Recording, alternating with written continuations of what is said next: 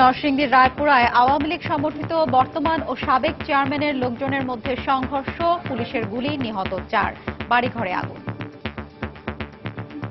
সাধু চেয়ারম্যানের পক্ষের লোকরা পিছনে সরে যায় এবং হক চেয়ারম্যানের গ্রুপের লোকেরা তখন ব্যাপকভাবে হামলা শুরু করে এবং বাড়ি ঘরদোর জ্বালাও পোড়াও লুটপাটের চেষ্টা করে। তখন পুলিশ এগুলো বাধা দেয়, গ্যাস গান ইউজ করে, শর্ট গান ইউজ করে। আমরা অনন্যপায় হয়ে আমরা ফায়ার ওপেন করেছি নির্বাহী ম্যাজিস্ট্রেটের উপস্থিতিতে, তার নির্দেশে। পুলিশ সেই চেষ্টাই করেছে যাতে যত কম বেশি হতাহত সংখ্যা কমিয়ে বিষয়টি নিয়ন্ত্রণ করা যায়।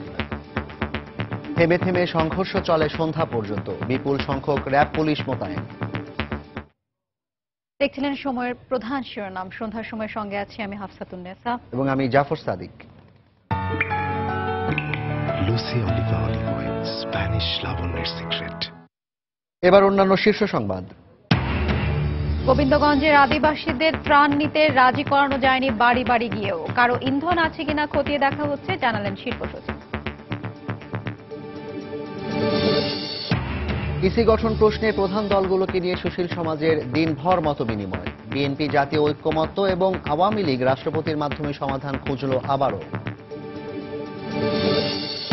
মোবাইলে এসএমএস দিয়ে লটারির প্রলোভন দেখিয়ে প্রতারণার অভিযোগে 4 নাইজেরিয়ান নাগরিক আটক, দেশি বিদেশি সিম জব্দ। রেলওয়ের অপটিক্যাল ফাইবার ব্যবহার করে প্রত্যন্ত অঞ্চলে ইন্টারনেট সংযোগ দেওয়ার উদ্যোগ অনুমোদন পেলে 6 মাসেই সম্ভব, জানালেন টেলিযোগাযোগ প্রতিমন্ত্রী। এবং বিশ্বে প্রতি বছর ডায়াবেটিসে মারা যায় প্রায় 37 লাখ মানুষ। জীবনযাপন পদ্ধতি পরিবর্তনের তাগিদ বিশেষজ্ঞদের। দেশের বিভিন্ন স্থানে বর্ণাঢ্য র্যালি।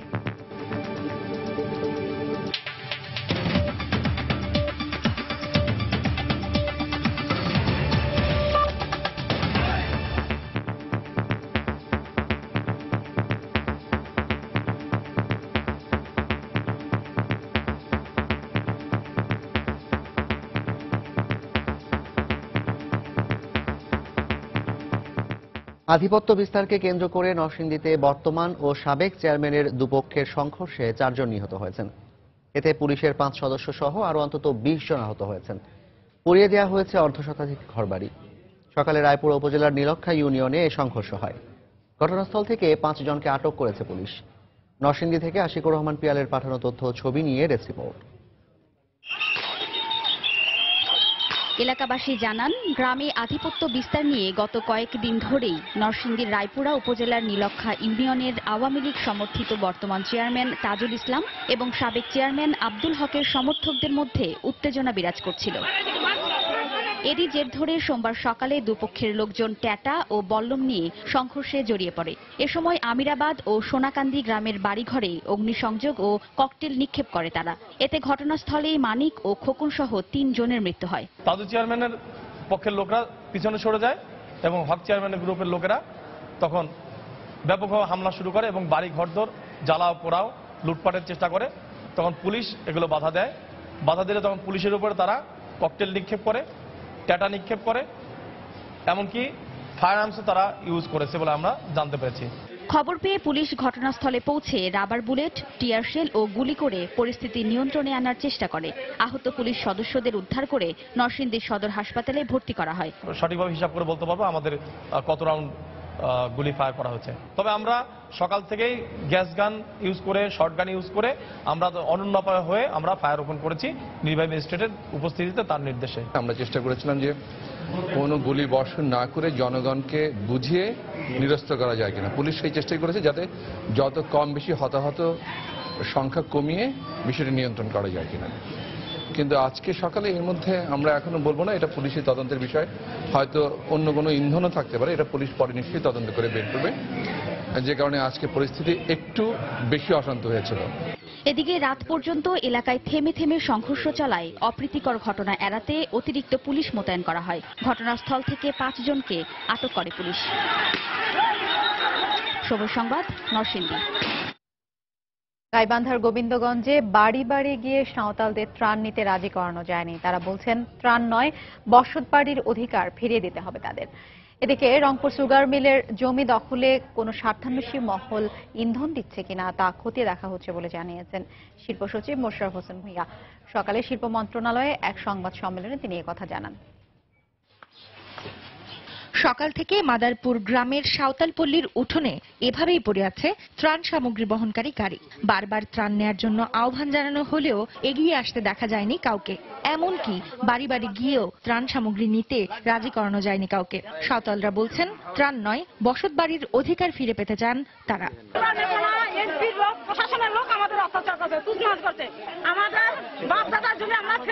আমাদের গুলি করে মেরে ফেলেছে, তারা মনে করে আগুন জ্বালিয়ে পড়ে শেষ দিল।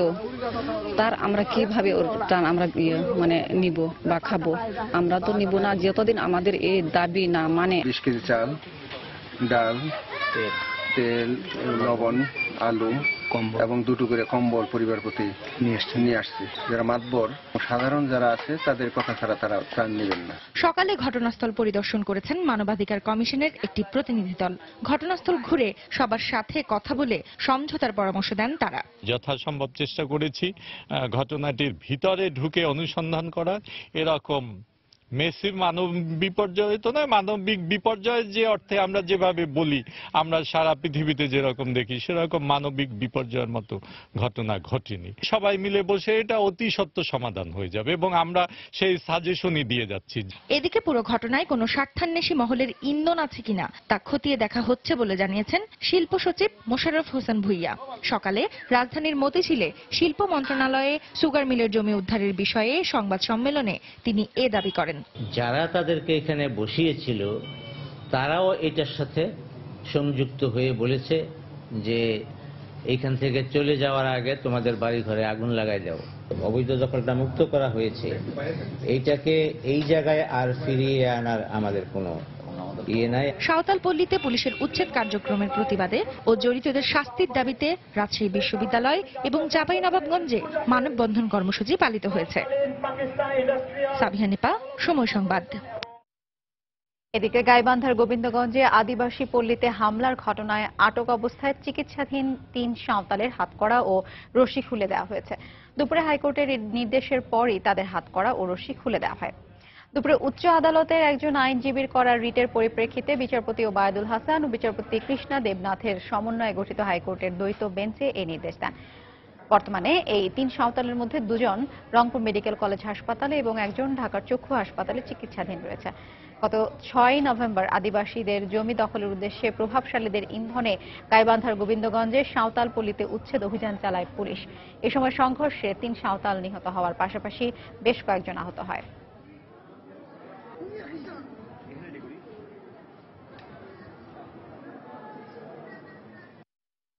কষ্ট লাগছিল, ভয় আসিল, এখন কোনো ভয় নাই।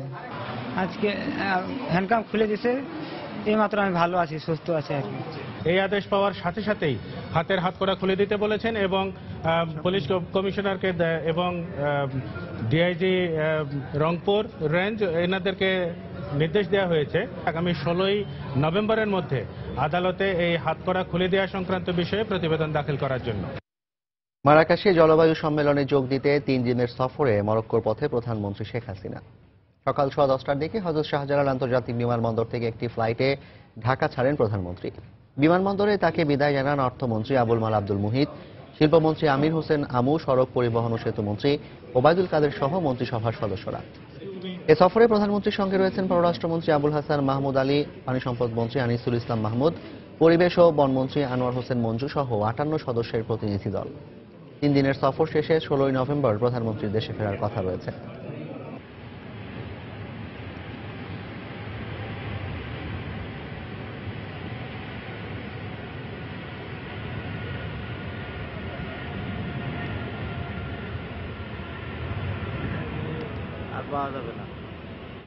নিরপেক্ষ নির্বাচন কমিশন গঠনের উপায় বের করতে রাজনীতিবিদ ও সমাজের বিভিন্ন স্তরের প্রতিনিধিদের এক আলোচনায় আওয়ামী লীগ ও বিএনপি নেতারা যার যার আগের অবস্থানেই রইলেন। আর সুশীল সমাজ ও এক্ষেত্রে আইন না থাকাকেই প্রধান দুর্বলতা বলে উল্লেখ করেছেন। রাজধানীতে দিনভর এক সেমিনারে বক্তারা ইসির গঠন নিয়ে এই আলোচনা করেন। আইনের বিধানের মাধ্যমে নির্বাচন কমিশন গঠন করবেন রাষ্ট্রপতি, একথা সংবিধানে উল্লেখ থাকলেও স্বাধীনতার 44 বছরেও তৈরি হয়নি সে আইন। এ কারণেই প্রায় প্রতিটি কমিশনের ভূমিকা নিয়েই উঠে প্রশ্ন।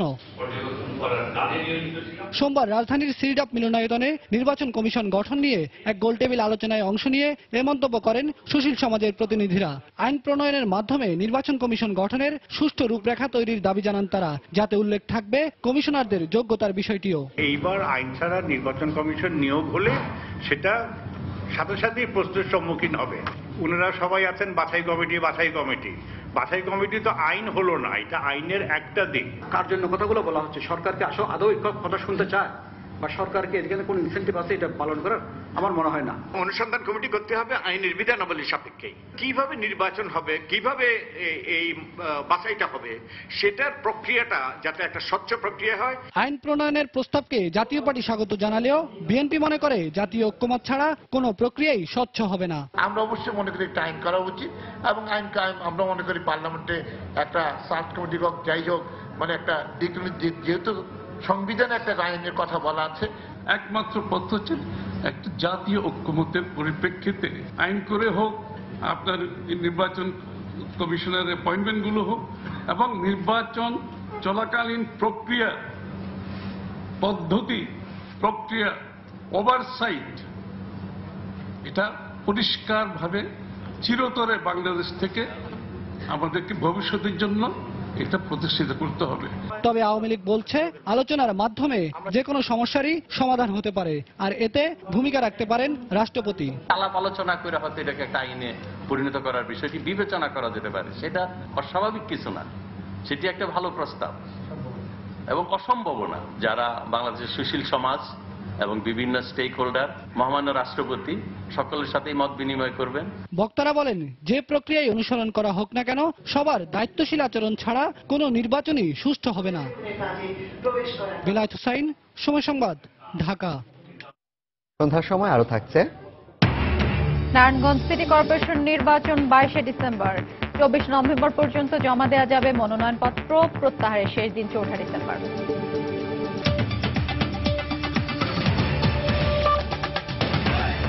বাংলাদেশ রেলওয়ের অপটিক্যাল ফাইবার ব্যবহার করে দেশের প্রত্যন্ত অঞ্চলে ইন্টারনেট সংযোগ পৌঁছে দিতে চায় সরকার। এই জন্য রাষ্ট্রায়ত্ত প্রতিষ্ঠান বিটিসিএল এর জন্য রেলওয়ের ফাইবার অপটিক কেবল লিজ চেয়ে রেল মন্ত্রণালয়ের কাছে চিঠি পাঠিয়েছে ডাক ও টেলিযোগাযোগ প্রতিমন্ত্রী। তিনি বলেছেন, অনুমোদন পেলে 6 মাসের মধ্যেই প্রত্যন্ত অঞ্চলে ইন্টারনেট সেবা পৌঁছে দেওয়া হবে। এই উদ্যোগকে স্বাগত জানিয়ে একই সঙ্গে ফাইবার অপটিক কেবল সহ প্রযুক্তিগত যন্ত্রপাতির ওপর থেকে শুল্ক কমানোর পরামর্শ দিয়েছেন বিশেষজ্ঞরা। প্রসূন আশিসের রিপোর্ট। বাংলাদেশ রেলওয়ের আন্তঃস্টেশন যোগাযোগ রক্ষায় 2209 কিলোমিটার দৈর্ঘ্যের ফাইবার অপটিক নেটওয়ার্ক রয়েছে। এই নেটওয়ার্কের সুষ্ঠু ব্যবহারের মাধ্যমে দেশের প্রত্যন্ত অঞ্চলে 3G সহ দ্রুতগতির ইন্টারনেট সেবা পৌঁছে দেওয়া সম্ভব।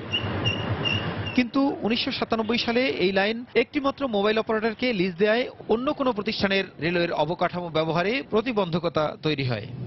এ অবস্থায় রাষ্ট্রায়ত্ত টেলিযোগাযোগ কোম্পানি বিটিসিএল এর জন্য বাংলাদেশ রেলওয়ের fibre optic cable network lease চেয়ে গত সপ্তাহে রেলমন্ত্রীকে চিঠি দিয়েছেন ডাক ও টেলিযোগাযোগ প্রতিমন্ত্রী অ্যাডভোকেট তারানা হালিম। রেলের অপটিক্যাল ফাইবার এটা মূলত রেল স্টেশন কেন্দ্রিক। সেই অপটিক্যাল ফাইবারে আমাদের ব্যান্ডউইথটা সরবরাহ করার আমরা জন্য অনুমতি চাইছি। কোনো সুনির্দিষ্ট কোম্পানি বা সুনির্দিষ্ট কারণ এনটিটিএন হিসেবে বিটিসিএল কিন্তু এই কাজটি করতে পারে। এটি যেমন বাজারে একটা সুষম প্রতিযোগিতার সৃষ্টি করবে, চুক্তিভুক্ত এলাকাগুলো ছাড়াও অনেক আনইউজ ডার্ক লাইন আছে, সেগুলোও যদি আমাদেরকে লিজ দেওয়া হয় সেখানেও আমরা ব্যান্ডউইথ সরবরাহ করতে পারব। ফাইবার অপটিক নেটওয়ার্কের মাধ্যমে যে কোনো স্টেশন থেকে পার্শ্ববর্তী এলাকায় ব্যান্ডউইথ সরবরাহ করা সম্ভব বলে জানান প্রতিমন্ত্রী। ইন্টারনেট ব্যবহার করতে পারবে, একেবারে প্রত্যন্ত এলাকায় ইন্টারনেটের স্পিডটা পাবে। আর যদি ইতিবাচক সাড়া পাই, এমওইউটা স্বাক্ষরের পরবর্তী পর্যায় থেকে আমরা ম্যাক্সিমাম 6 মাস আমি সময় ধরে রাখলাম, 2 মাস এদিক ওদিক করে, কারণ আমাদের ইচ্ছা যে 1 বছরের মধ্যে এই 2%কে আমরা কানেক্টিভিটির আওতায় নিয়ে আসবো। বিশেষজ্ঞরা টেলিযোগাযোগ প্রতিমন্ত্রীর এই উদ্যোগকে স্বাগত জানিয়ে বলেছেন, রেলওয়ের fibre optic cable network lease নেওয়ার মাধ্যমে শহরের পাশাপাশি গ্রামাঞ্চলেও তথ্য প্রযুক্তি সেবার বিস্তার সহজতর হবে। সেটা যদি উন্মুক্ত করে সবার জন্য ব্যবহারের সুযোগ করে দেওয়া হয়, তাহলে যেটা হবে, যেসব জায়গায় রেলওয়ে ফাইবার রয়েছে সেই জায়গাগুলোতে আমরা খুব দ্রুত পৌঁছতে পারবো। ইনফ্রাস্ট্রাকচারগুলোকে শেয়ার করতে হবে। শহর এলাকার বা একটু ভালো এলাকার মানুষগুলো সুবিধাগুলো পাচ্ছে, একটু রিমোট এলাকার মানুষগুলো সেই সুযোগগুলো পাচ্ছেন না।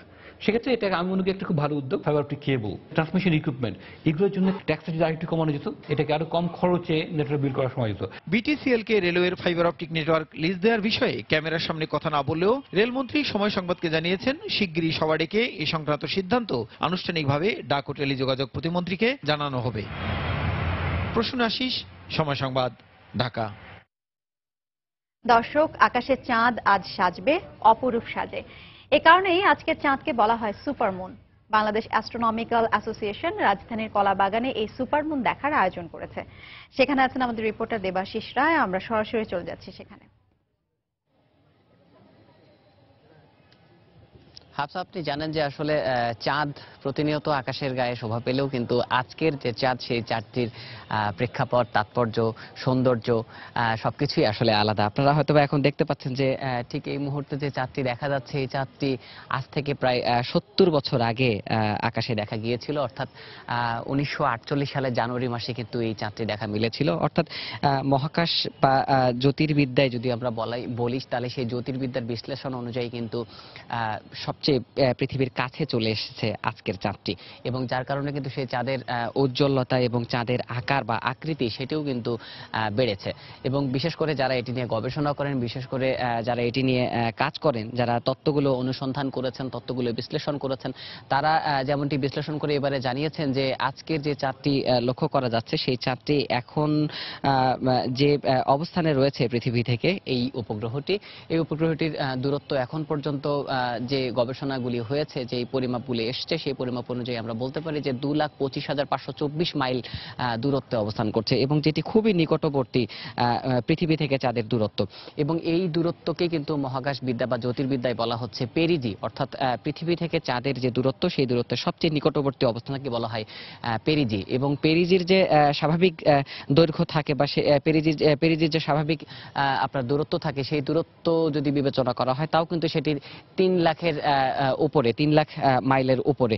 কিন্তু আজকের যে চাঁদের অবস্থান, সেটি প্রায় 2 লাখে নেমে এসেছে, এবং যার কারণে এই চাঁদটিকে খুব নিকটবর্তী দেখাচ্ছে। এবং নিকটবর্তীর পাশাপাশি কিন্তু আমরা বলতে পারি যে সেই চাঁদের উজ্জ্বলতাও বেড়েছে। এবং এই চাঁদ দেখার আয়োজন কিন্তু আমরা লক্ষ্য করেছি যে ঢাকায় অনেক জায়গাতেই হচ্ছে। বিশেষ করে কলাবাগানের এই একটি বাসায় বলা চলে যে একটি বাসার ছাদে আর কি এখন চাঁদ দেখার আয়োজন চলছে। এবং বাংলাদেশ অ্যাস্ট্রোনমিক্যাল অ্যাসোসিয়েশনের পক্ষ থেকে কিন্তু এখানে আমরা দেখতে পাচ্ছি যে অনেকে এসছেন, এবং বিশেষ করে টেলিস্কোপের মাধ্যমে সেই চাঁদ দেখা হচ্ছে। সব মিলিয়ে আসলে এই চাঁদ আবারও বিশেষ করে মহাকাশ বা জ্যোতির্বিদ্যার যে তত্ত্ব, সেই তত্ত্ব অনুযায়ী আজ থেকে 18 বছর পরে 2034 সালে আবারও এত নিকটবর্তী হবে চাঁদ, এবং আবারও এত উজ্জ্বলতা নিয়ে পৃথিবী থেকে হয়তোবা অবলোকন করা যাবে। তো এই ছিল এখন পর্যন্ত আমার কাছে সুপারমুনের, বিশেষ করে সুপারমুন দৃশ্য দেখার সবশেষ খবর। হাফসা, আজ সুপারমুন, আর সেই সুপারমুন দেখার আয়োজন করা হয়েছে কলাবাগানে, সেই খবর জানাচ্ছিলেন রিপোর্টার দেবাশিস। আওয়ামী লীগ দেউলিয়া হয়ে গেছে বলে মন্তব্য করে বিএনপি মহাসচিব মির্জা ফখরুল ইসলাম আলমগীর বলেছেন, রাজনৈতিকভাবে মোকাবেলা করতে ব্যর্থ হয়ে আইন শৃঙ্খলা বাহিনী দিয়ে জোর করে ক্ষমতায় টিকে থাকতে চায় ক্ষমতাসীনরা। দুপুরে রাজধানীর ইঞ্জিনিয়ার্স ইনস্টিটিউশন মিলনায়তনে দলের যুগ্ম মহাসচিব হাবিবুন নবী খান সোহেলের কারামুক্তির দাবিতে স্বেচ্ছাসেবক দল আয়োজিত প্রতিবাদ সভায় তিনি এই মন্তব্য করেন। এই সময় গাইবান্ধায় সাঁওতাল সম্প্রদায়ের উপর হামলার ঘটনায় উদ্বেগ প্রকাশ করেন Mirza Fakhrul.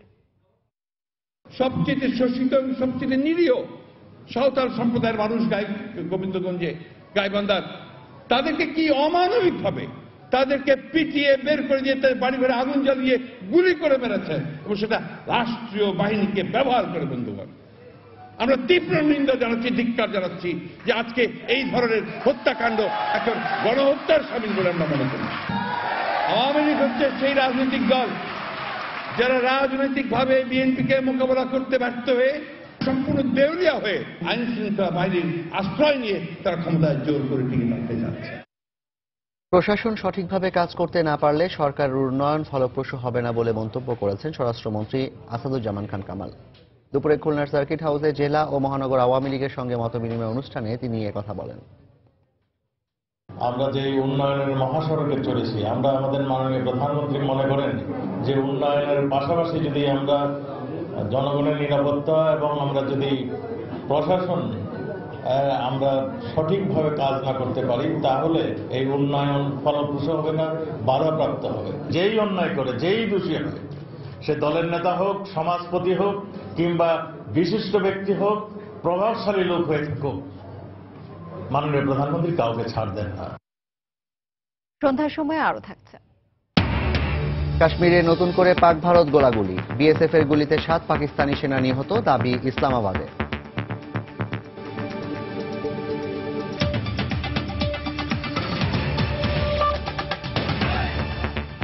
RFL water pump, পানি দেবে টেনশন নয়। মোবাইলে এসএমএস দিয়ে লটারির প্রলোভন দেখিয়ে প্রতারণার অভিযোগে 4 নাইজেরিয়ান নাগরিককে আটক করেছে র্যাব। ভুক্তভোগীদের কয়েকটি অভিযোগের ভিত্তিতে র্যাব 1 রাজধানীর উত্তরা এলাকায় অভিযান চালিয়ে প্রতারণার কাজে ব্যবহৃত দেশি বিদেশি সিম, মোবাইল, ল্যাপটপ ও নগদ 70,000 টাকা সহ তাদের আটক করে। র্যাব জানায়, দীর্ঘদিন ধরে বিদেশি বিভিন্ন কোম্পানির নামে সাধারণ মানুষের মোবাইলে বার্তা পাঠিয়ে লটারিতে বিপুল অঙ্কের টাকা পেয়েছেন বলে বিভ্রান্তির মাধ্যমে টাকা হাতিয়ে নিচ্ছিল এই প্রতারক চক্রটি। তাদের সঙ্গে বাংলাদেশি কোনো নাগরিক জড়িত আছে কিনা তা খতিয়ে দেখা হচ্ছে বলে জানিয়েছে র্যাব। বিভিন্ন সময় বাংলাদেশে অবস্থানরত আফ্রিকান নাগরিকদের প্রতারণার সঙ্গে সংশ্লিষ্টতা থাকায় তাদের বিষয়ে আরো নজরদারি বাড়ানো হচ্ছে জানিয়েছে র্যাব।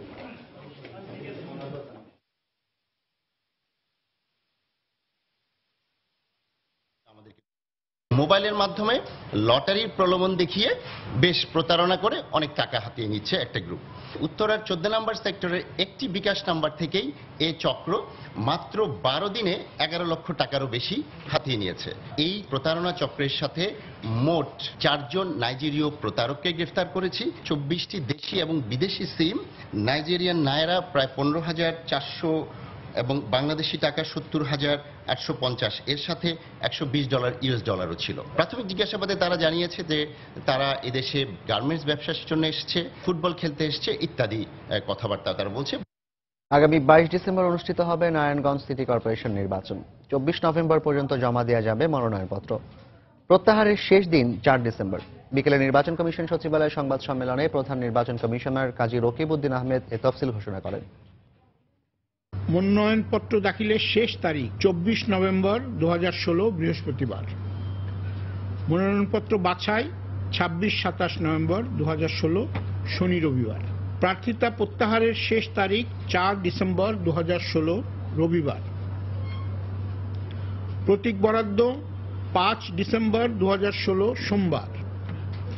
ভোট গ্রহণ 22 ডিসেম্বর 2016 বৃহস্পতিবার।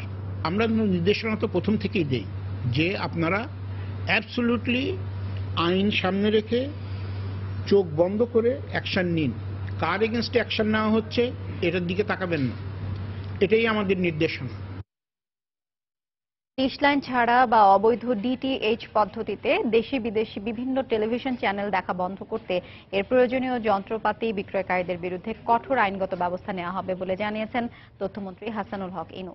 বিকেলে সচিবালয়ে কেবল অপারেটর ব্যবসায়ী প্রতিনিধি দলের সাথে বৈঠকে তিনি কথা বলেন। এছাড়া ফাইবার অপটিক কেবলের উপর থেকে আমদানি শুল্ক কমানোর জন্য অর্থমন্ত্রীর কাছে সুপারিশ করা হবে বলেও জানান তথ্যমন্ত্রী।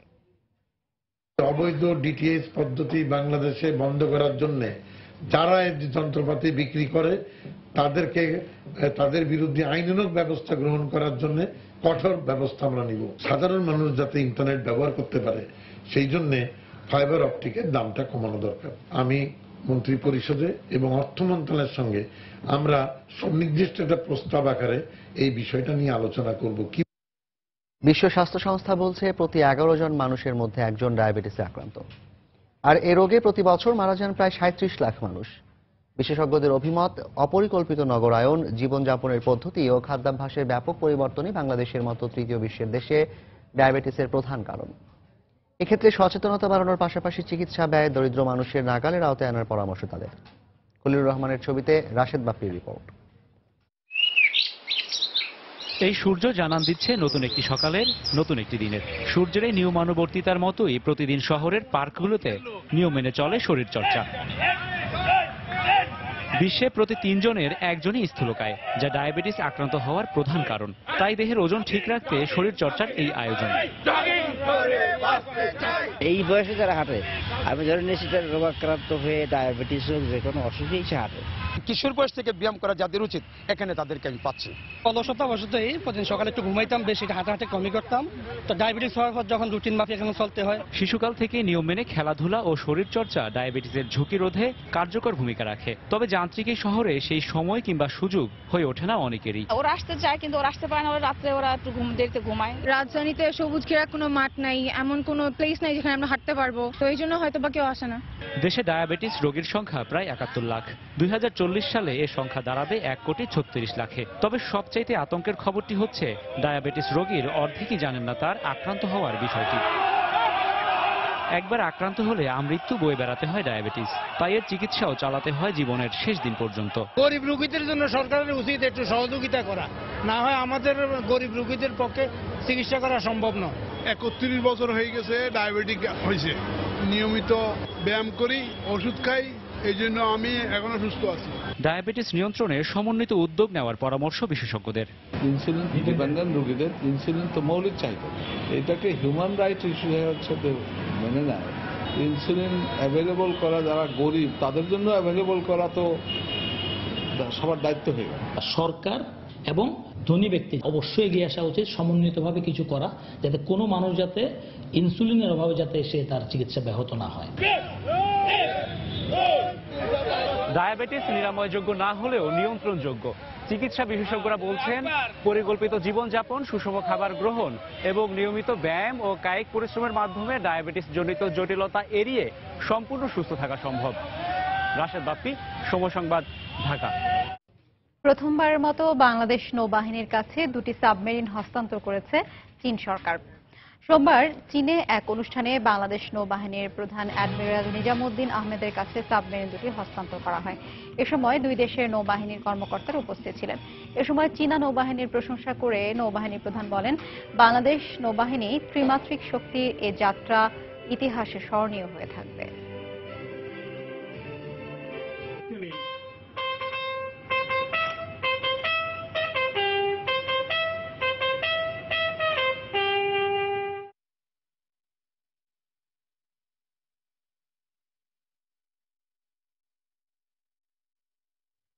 দেশের বাইরের খবর।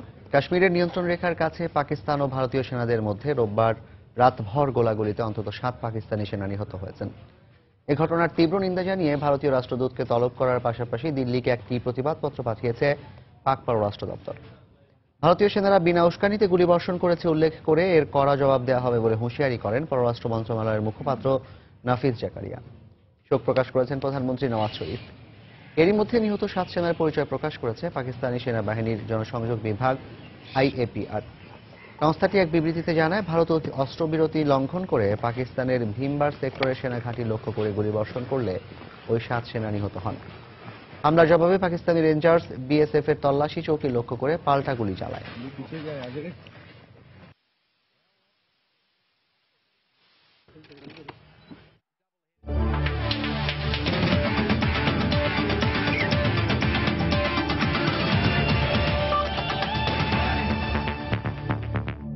PPL এর খবর। দাভিদ মালান আর শাহরিয়ার নাফিসের দায়িত্বশীল ব্যাটিংয়ে দিনের প্রথম ম্যাচে চিটাগাং ভাইকিংসের বিপক্ষে 7 উইকেটে জিতেছে বরিশাল বুলস। আসলে এটি মুশফিকের দলের তৃতীয় জয়। এর আগে প্রথম ব্যাট করে তামিমের 50-তে 163 রান করে চিটাগাং। জবাবে 2 বল বাকি থাকতে লক্ষ্যে পৌঁছে যায় বরিশাল বুলস। টস হেরে ব্যাট করতে নেমে দারুণ শুরু করেন চিটাগাংয়ের 2 ওপেনার তামিম ইকবাল ও জহিরুল ইসলাম অমি। 116 রানের জুটি গড়ে ব্যক্তিগত 75 রানের রাব্বির শিকার হয়ে সাজঘরে ফেরেন অধিনায়ক তামিম। তারপরে ব্যক্তিগত 36 রানে আউট হন জহিরুল ইসলাম অমি। শেষ দিকে ডোয়াইন স্মিথের 17 আর এনামুল হক বিজয়ের অপরাজিত 27 রানের সুবাদে 3 উইকেটে 163 লড়াকু স্কোর গড়ে চিটাগাং ভাইকিংস। জবাবে ব্যাট করতে নেমে শুরুতেই হোঁচট খায় বরিশাল বুলস। দলীয় 7 আর ব্যক্তিগত 6 রানের শুভাশিসের শিকার হন জোশুয়া কপ। এরপর দাভিদ মালান আর শাহরিয়ার নাফিসের 150 রানের জুটিতে পাল্টে যায় দৃশ্যপট। 65 রানে নাফিস ইমরান খানের বলে বোল্ড হয়ে সাজঘরে ফিরলেও 78 রানের দায়িত্বশীল ইনিংস খেলে দলের জয় নিশ্চিত করেন মালান।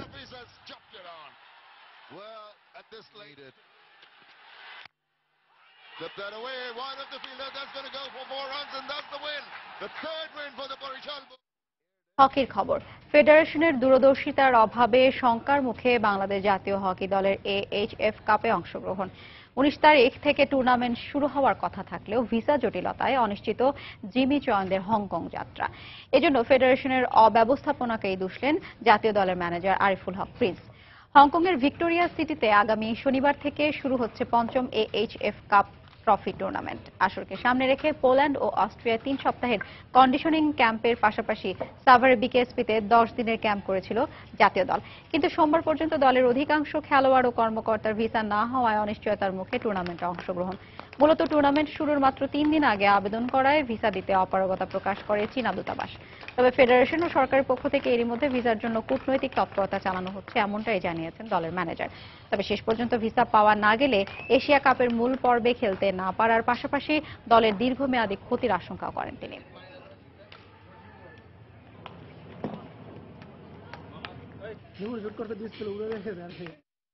ফেডারেশন এবং এমবেসির মাধ্যমে একটা কমিউনিকেশনের একটা গ্যাপ ছিল, যে কারণে এই পরিস্থিতি তৈরি হয়েছে। এবং যে চায়নার যে এমবেসির ভিসার যে প্রসেসিং হংকং এর, এটা সম্পর্কে আমরাও ঠিক আমাদের ধারণা ছিল না।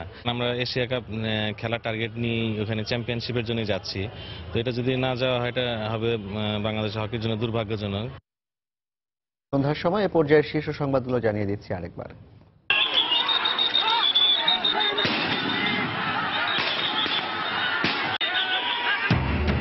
নরসিংদীর রায়পুরায় আওয়ামী লীগ সমর্থিত বর্তমান ও সাবেক চেয়ারম্যানের লোকজনের মধ্যে সংঘর্ষ, পুলিশের গুলি, নিহত 4, বাড়িঘরে আগুন।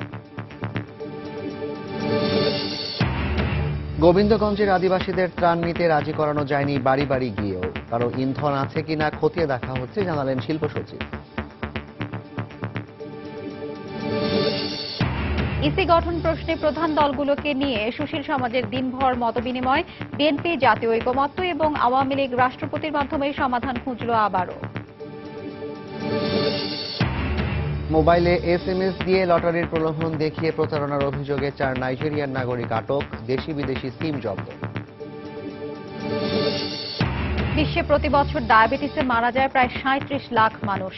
জীবনযাপন পদ্ধতি পরিবর্তনের তাগিদ বিশেষজ্ঞদের, দেশের বিভিন্ন স্থানে বর্ণাঢ্য র্যালি। এবং পৃথিবীর আকাশে আজ সুপার মুনের আবির্ভাব।